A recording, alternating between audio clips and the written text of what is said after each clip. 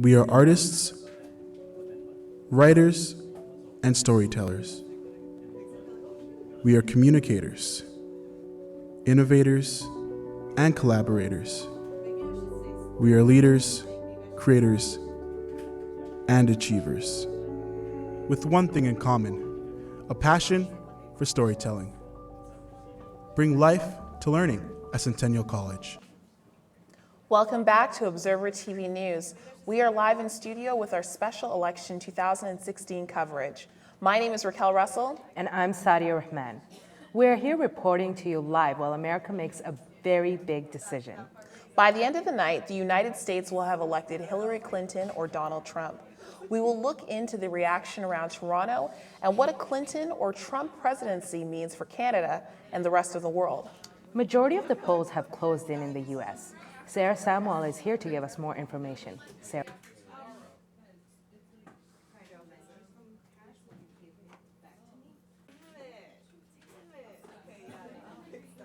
Hello and welcome to the Journal.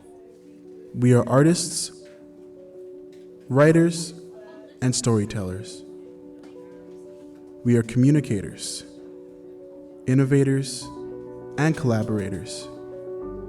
We are leaders, creators, and achievers, with one thing in common: a passion for storytelling.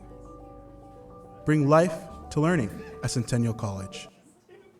Welcome back to Observer TV News. We are live in studio with our special election 2016 coverage. My name is Raquel Russell. And I'm Sadia Rahman. We're here reporting to you live while America makes a very big decision. By the end of the night, the United States will have elected Hillary Clinton or Donald Trump. We will look into the reaction around Toronto and what a Clinton or Trump presidency means for Canada and the rest of the world. Majority of the polls have closed in the U.S. Sarah Samuel is here to give us more information. Thanks, Sadia. I'm here with the latest numbers. As it stands right now, Clinton has 101 electoral votes, while Trump has 136, keeping in mind that there has to be 270 votes to win the presidency. Over the last few hours, Clinton has managed to pick up her home state of New York, which came with a bulk of about 29 votes, and Donald Trump was able to pick up Texas. CNN has just projected that the Republicans will keep the House of Representatives.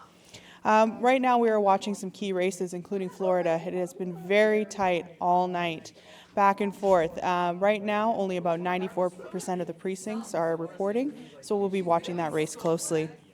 Many of the battleground states are still in play, and we'll be watching them throughout the night as well. Over the next couple hours, the last 10 states will be closing, and we will see who gets California, which has a total of 55 electoral votes. Back to you, Raquel.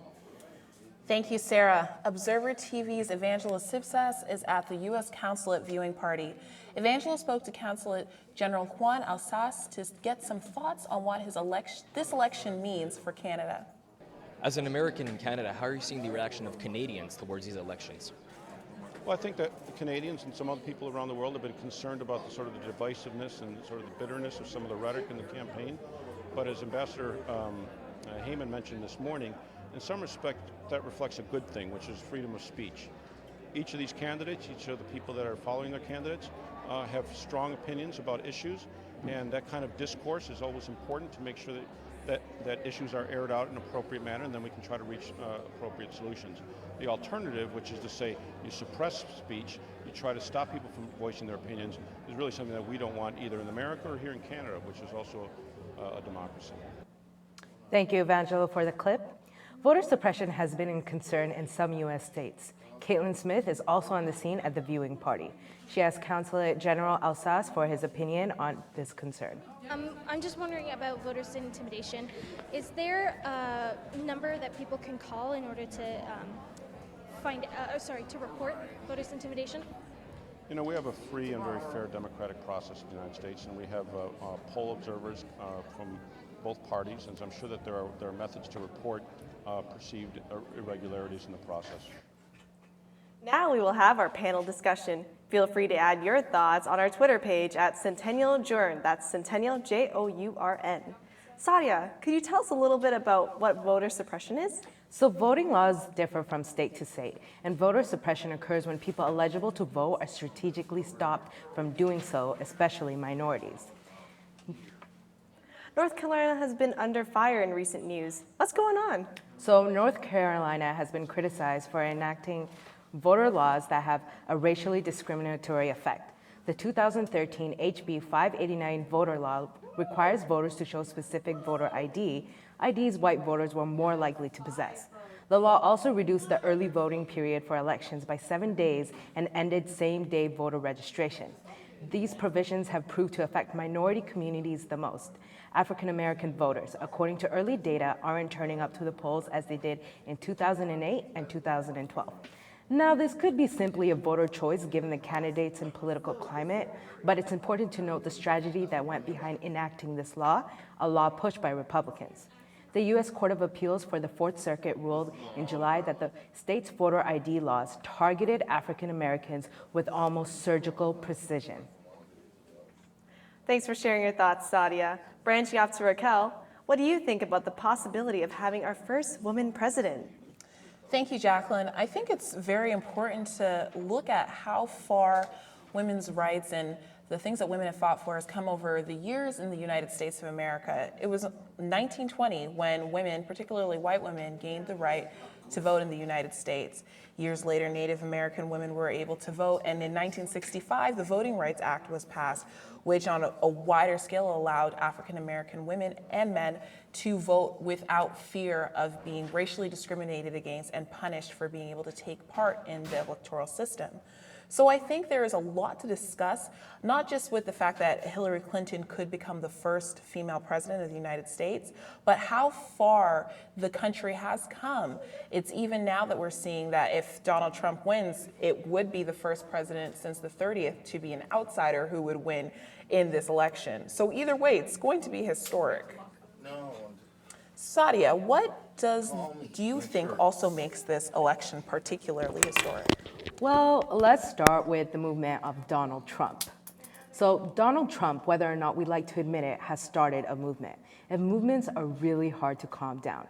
He has become the voice of many who feel that America needs to take back what's theirs and say and do whatever unapologetically. Even if he doesn't win tonight, the passion he has ignited within the souls of American voters will stay. He made people come to a realization they hadn't had, and that's not going to go away easily. What do you think is the significance of Hillary? Well, I think with Hillary Clinton, obviously, the talking point of her being the first lady to be elected as president of the United States, but also now there's going to be a first gentleman. There's been interesting discussion about that. What will that look like? Will he be hosting dinners? We've seen her with her little quips about her still choosing the China and choosing what happens. But it will be an interesting dynamic either way, just to see how it has changed. The country has never, ever had a female president. Now we're going to see how that's going to impact relations. Are there people who may work with her differently? Are there going to be subtle comments that she's going to fight? Obviously, there are different things to look forward to in the next 4 months, whoever wins this competition. So do you think Donald Trump will accept the results? We've heard a lot from people in his base. He has said, we heard in his last debate, that he would check and see. He would see what would happen after the election results. So we're going to see in a couple of hours, whether he likes it or not, we're going to see what happens when the American people choose who they want to be the president. And let's also not forget about Donald Trump and him mentioning First Amendment rights and how he's going to use that, or like how he asked his supporters to use that if Hillary does win. So let's see what happens. We hope you enjoyed our panel discussion. Raquel Russell will be back at midnight tonight for live reactions of the results. Until our next show, be sure to keep up with us at torontoobserver.ca, where you can follow our election live blog. See you here after midnight.